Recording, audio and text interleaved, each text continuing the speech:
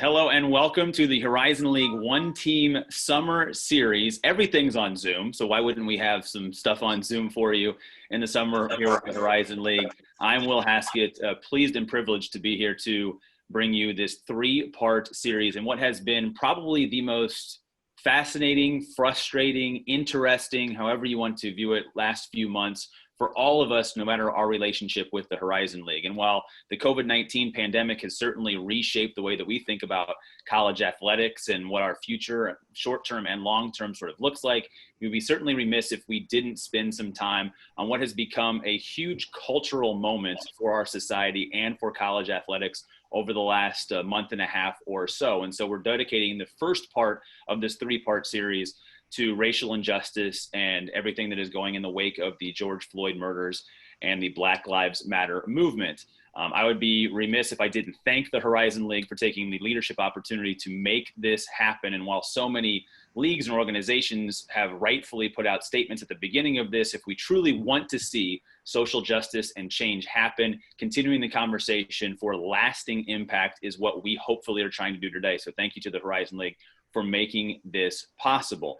That is about as long as I'm going to hopefully talk throughout the course of this as the moderator for this, because I, like so many others, have really used the last several weeks to listen, to learn, and to try and have a greater understanding of what we can do to make our country better moving forward. And so with that, I'd like to welcome in our esteemed panel of guests from all walks of life, young and experienced around the Horizon League. First, Jonelle White. She's a Senior Associate Athletic Director in the SWA at IUPUI, also played volleyball at Auburn. And I would invite all of them to just sort of share what they would like to get out of today's conversation. Hello, Jonelle.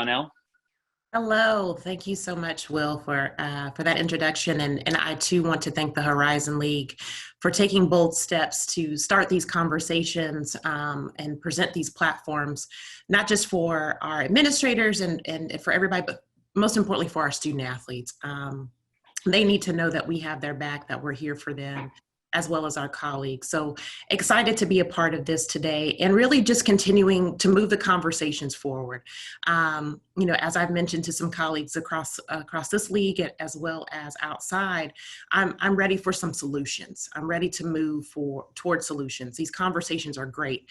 And like I said, I'm very happy that they're happening. I've been able to participate on several webinars, and those candid conversations that should have been held before now are now being held. So we're very happy about that, but we need to work towards solutions and really making a difference. And so that's what I'm most looking forward here, is that what we present maybe aid someone in moving toward that solution realm. So thank you again. And I think that's so important because today not only are we going to discuss what we have learned, but then also action items and talking points to take away from this so that all of our constituents, whether that be student athletes, administrators, coaches, constituents, media members, can all move forward in the proper channels to make sure that real impact is possible. Kayla Thompson is a rising senior at Northern Kentucky. She is a track athlete, also the vice president of Northern Kentucky's Student NAACP chapter. Hi, Kayla. Hi, how are you guys? It's so good to see you all. And I'm really excited to be here. With everything that's happening, it's kind of a lot to take in, but it's been happening for a really long time. So I think personally, I've been affected by racism. And I also think that within my generation, we're really fired up. We don't want to see any more senseless killings. We want reform. I mean, we want to see each other grow and thrive. And we want to live in a place where when we have children, our children and then their children can feel safe, included, and especially understood. I think the greatest thing that could be taken away from this at the end of this, hopefully, is learning from others how exactly we can work together in order to ensure sensitivity and ensure that other students, our voices are heard, but it also coming from an administrative standpoint that there is listening and a will to want to take the time to make improvements and come to a better understanding. That's all.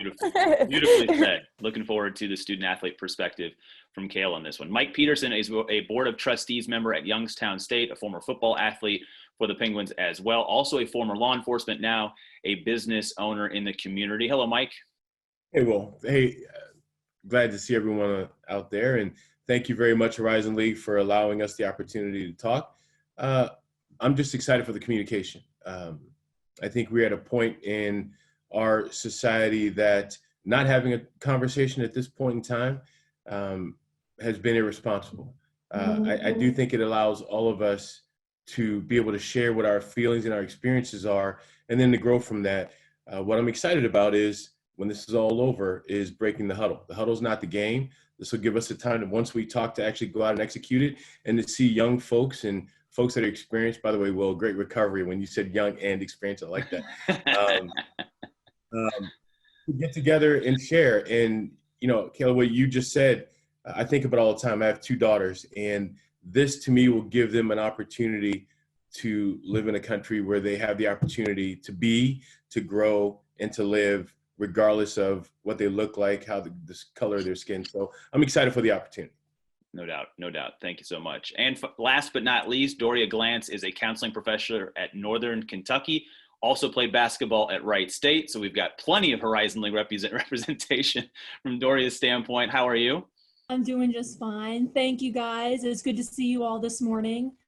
I think that the thing that I'm most excited about that we're doing this morning and that the Horizon League is doing this series is because I know that when I was a student athlete, it was just an opportunity and a time in my life where I was so hungry for conversations with people that were different than me. And it's just such a wonderful opportunity and a time in young people's lives to really grow and learn so much from each other. And so I think that just that we're taking this opportunity and seizing this moment, as Mike just said, it's been irresponsible that we haven't done so up until now. So I think that we're taking this momentum and moving forward with it is a really positive step. And I'm excited to see what we can do to keep this momentum going moving forward. All right. And with that, let's dive right into the actual conversation. I feel like this is coming at an important time in where we are right now as a country and a society, because we are sort of moving away from the short-term reaction into what the actual long-term application of everything that has happened over the last several weeks is going to do. And so with that in mind, with the news cycle as it is and the reports and everything maybe starting to die down a little bit in terms of how you are interacting with the stories out there, what should we be doing right now in reaction, in the wake of the protests, the movement, and all of these social and justice reforms that we've had? I'll start from Kayla's perspective from a student athlete. Cool.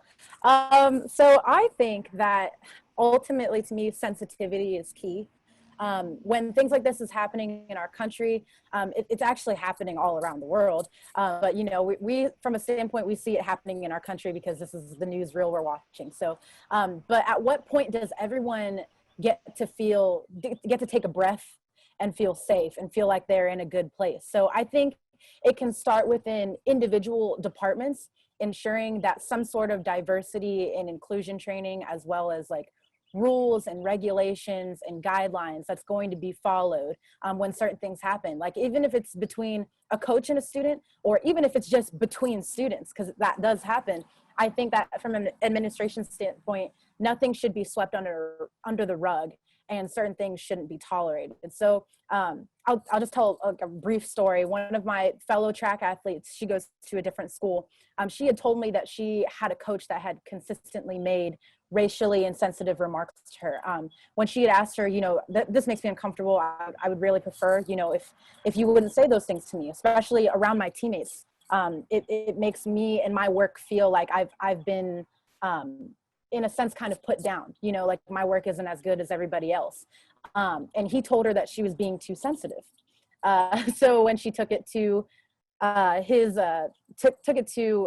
superior, he said the same thing to her, that she was being too sensitive, and what they were saying to her, it was making her uncomfortable clearly enough to where she felt like she needed to take it even higher. So she took it to administration, and what they did, they sat her down in the room with the coach and they basically had a conversation, and what she said in a safe space was no longer a safe space. She started to feel like she was being attacked for voicing her concerns. So I believe that things like that shouldn't be tolerated, and I think the quickest fix that we can do in times like these is just listen to your students when they're voicing their concerns, and not being afraid to, you know, take actions to protect them. You know, like, all we want to do is feel safe and included coming to school. You know, I come from 4 hours away. You know, I know my parents, they want to know that, you know, they're sending me to a safe place. They're sending me to a place where I can feel included, and they're ensuring that I'm safe, not just physically, but emotionally. So if short term, we can ensure that everyone's taking the proper steps to make sure that that can happen, I think something beautiful can come from that, because then we're not just, you know, we're not just talking about it. It's also, you know, you see administrators taking the proper steps to be like, I hear you.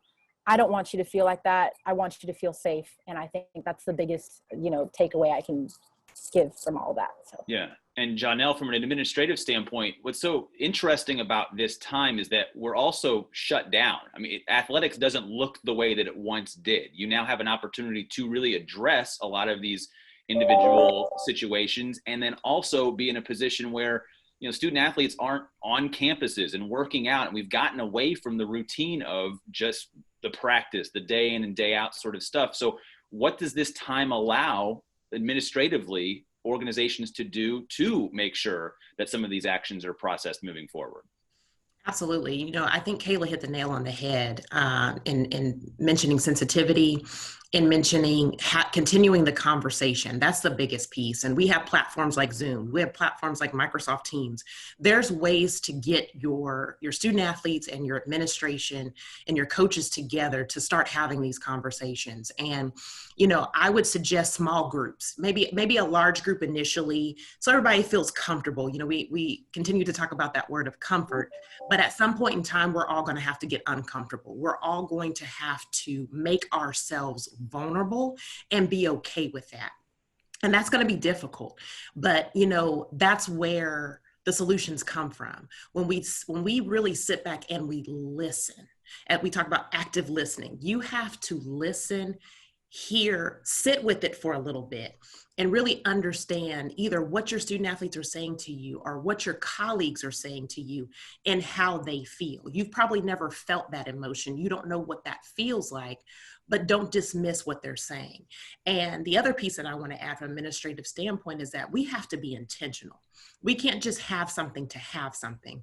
And as we say, check off a box. It needs to be very intentional. It needs to be heartfelt, if you will, that everyone feels like, wow, that was hard, but you know what, we're moving in the right direction. And everyone pretty much knows that the NCAA, we passed a rule where now every institution effective August 1 has to identify a diversity and inclusion officer, if you will.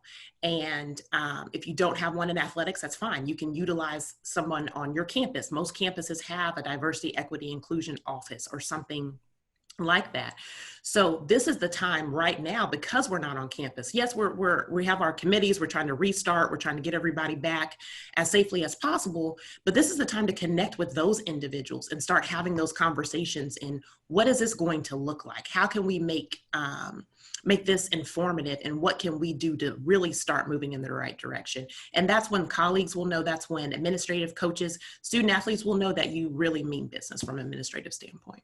You know, and you talk about making sure that these conversations continue to happen. And I think about it as at the time that we are recording this, we're sort of in the wake of the NASCAR Bubba Wallace situation. And I was just having a conversation with my majority white friends over the course of the last couple of days, where we're losing sight of the conversation because of the semantics of when a noose was hung in a particular type of garage. And I think that's so important that we don't lose sight of what the actual crux of the conversations are. And so, Mike, I'll ask you, what should we make sure that we are taking away from all of these conversations to continue talking about moving forward? Because I have tried my best to listen as much as possible, but I've made a pact with myself that I will not be silent moving forward. I want to make sure, though, that I'm listening to the right parts of the conversation. What should we be taking out of those conversations?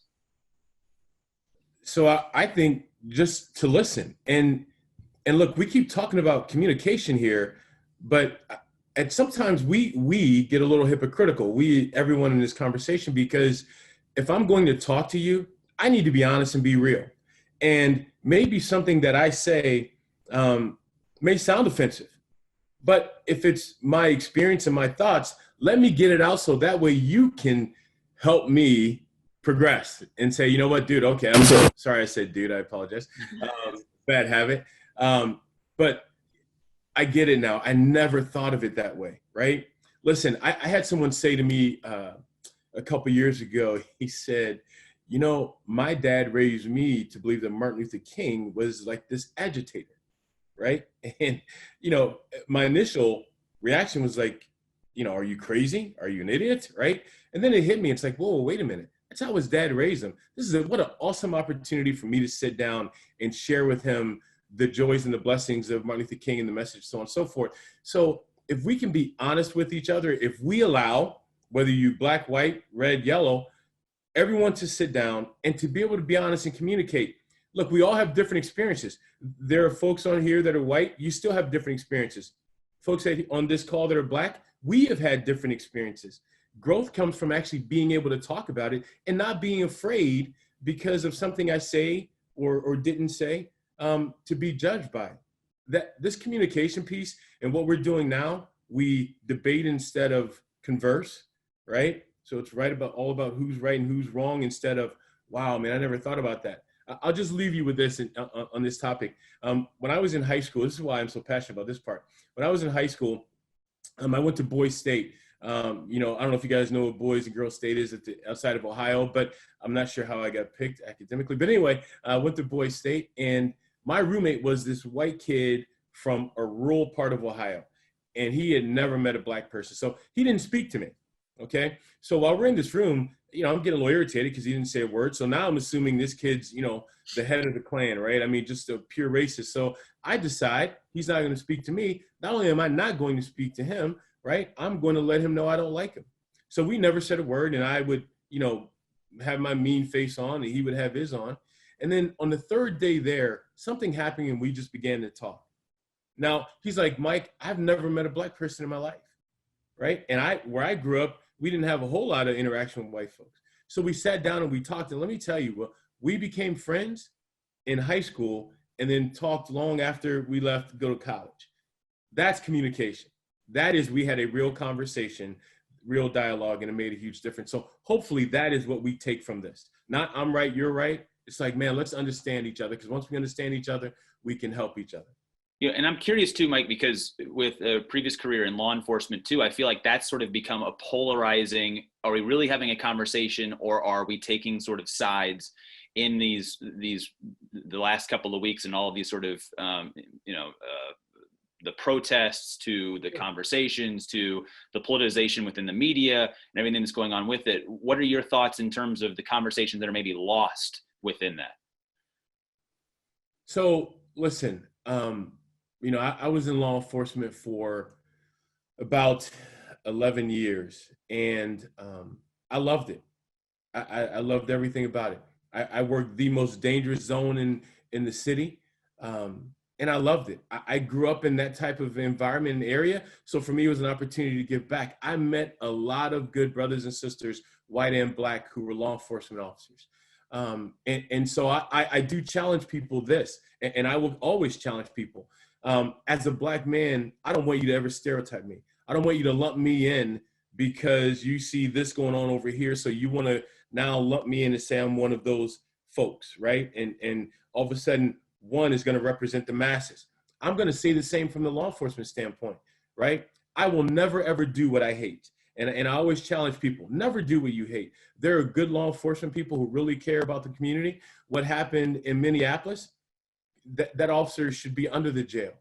But we also have to understand in that communication piece, man, there are some good people that love their job and love their community, right? And so if we get to the point where we can all talk and say, because look, there are law enforcement officers who see things and say, I don't like that guy's attitude and how he interacts with white folks or black folks or, the inner city or whatever the case may be. You have some officers that don't like people in the suburbs because they think they're all rich snobs. So I'm going to embarrass them and say things, or I'm going to treat this person and handle them differently because they're black. And listen, if we sit down and we're able to talk about it, and we sit down and you understand where I'm coming from, right?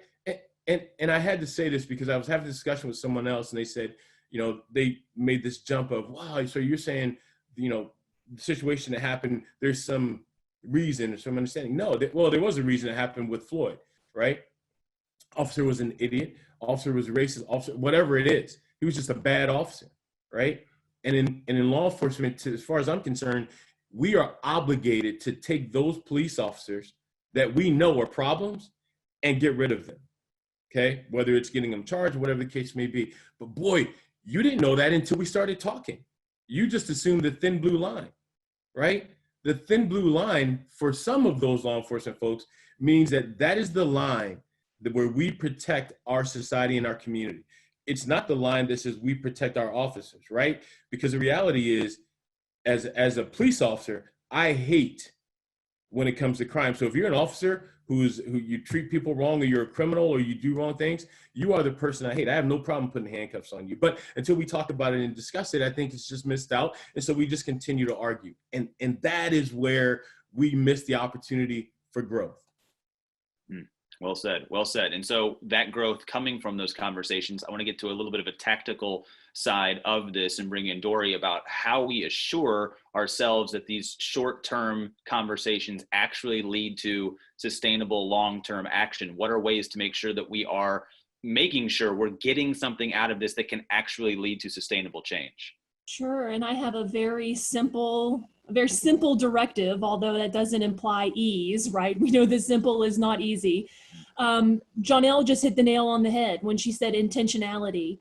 Yes. We need an intentional and sustained effort at making this change. It needs to be intentional and it needs to be sustained over a long period of time. And I think that that's where we as athletes and as former athletes, we kind of have an advantage in this, is that we know that while people may have some natural talent or a natural inclination to something, the way that we get to mastery over a skill, the way that we get to the point of being able to consistently demonstrate a skill over a period of time is by intentional and sustained work at that. The reason why it's a thing of beauty to watch Steph Curry shoot a basketball, the reason why Katie Ledecky looks like a fish in water when she's swimming, the reason why watching Simone Biles do anything is just like a privilege to watch, because these people have put in thousands upon thousands of hours of intentional, sustained effort at this skill that they really want to be great at. And if we want to build a more multiculturally inclusive and competent society, we're going to have to engage in intentional and sustained effort. Hashtags are great. Having the conversations with your family members and your friends and doing that reflection and reading the books, those are all wonderful, wonderful things. Those are very pivotal first steps into building up our competency in this area. But if we want to have long-term change, if we want to see policies enacted, if we want to see policies changed, and if we want to change the hearts and minds of people, we're going to have to really harness this momentum and move it forward down the line. Yeah, and a follow-up to that, and I want to bring Kayla in on this, because from a student-athlete perspective, I think many of us on the outside, we look at it from a student-athlete, it's like, okay, practice, games, school, lunch, practice, more games, school, lunch, that sort of thing. What are the conversations happening right now, even from afar, with your teammates about changing how much you guys are interacting and the conversations and having the impact that maybe, especially for those who weren't even aware of all of the injustice and discrimination that was happening, how all of a sudden you can use that teammate, that locker room sort of bond to make this conversation happen and sustain? Right. So essentially it's basically all been about educating. So we go to Northern Kentucky University. So before we didn't used to have like a lot of like Black girls on our track team. So now I think our coach started recruiting a lot, and now it's just becoming everything's a learning experience. Everyone's learning from each other. Everybody is getting a little better understanding of how certain people live, you know? So I think that the best thing that I guess I've been trying to do, and some of my friends have been trying to do, is making people aware of what's been happening, just tapping into what people around them are enduring, and not allowing, people to just stay in this little bubble where everything's safe and everything's okay. And I wake up, I go to school, I do this, I do that, and blah, blah, blah, and everything's fine. Making sure that people are aware. So like taking this time to making sure that everyone's educating themselves is the most important thing to me and a couple of my other fellow athletes. And it's things like the fact that I think we had a conversation about this the other day, that we had a conversation about, I'm just going to be really real with you, cops killing Black people saying that, oh, well, they kill everybody, they're not, targeting you guys. And it's like, well, at the end of the day, you have to educate yourself. Taking the time to look it up. I mean, although half the people shot and killed by the police are white, Black Americans are shot at a disproportionate rate. So we account for less than 13% of the US population, but we're killed by police at twice the rate of white people. And I dropped that little truth bomb in and kind of tell them, like, these are the facts here. I'm not just talking out of my, behind. I'm telling you right now, these are the things that are happening right now, not just everywhere, not just here, but everywhere. But we're dealing with it here. And, I think from a privilege standpoint, that it's a little bit why people need to educate themselves and try to come to a better understanding. Whenever I try to educate, I always come from a standpoint of love. I never want to ever, make somebody feel as though I'm attacking them for not knowing, because that's the biggest danger to our society right now, just not knowing. If you're not aware and you don't know and you're not educated, that's partially where, hatred comes from, a misunderstanding, not being understood, not understanding. You're told one thing by your grandfather from 10 years ago that would happen to him, and you grow up thinking that that's true for everybody. So I like what Michael had said before about, he doesn't want to be generalized just based off of, something that somebody had said. Everybody is different. And I think that, I've been telling, my teammates, stand up for each other and speak out for each other. If you see something that's happening that's wrong, speak up against it, and I'll say this last little tidbit, because this is something that I feel very strongly about, and you guys are completely welcome to disagree, because, this is a conversation. This isn't just, me talking and then you guys are like, oh, okay, and then move on. I want you guys to, understand what I'm saying here. I think when somebody asks me what I think about privilege and how, privilege works, I say, if you can sit at home and turn on the TV and turn on the news and open your Twitter account and watch, Black women and Black men and people of the Latinx community, people just being murdered, and you can turn the TV off and you can, close your Twitter down, oh, that really bothered me. I don't really like seeing that. I just watched a man, be suffocated for 9 minutes. I don't really like that. The fact that you can see that and then you can just turn it off and you can turn around and go out and live your everyday life without living in fear. I think, to me, that's a privileged standpoint. And I think seeing something like that, it should trigger something in you. It should make you upset. It should make you, what can I do? This isn't right. I don't want to see my brothers and sisters out there being killed. I mean, I think that is the perfect point to use to your advantage. This hasn't just been happening just now. Social media is so prevalent, and we see things happening every day now. Social media is bringing things to light, and a lot of people can't just sit by and watch it happen anymore.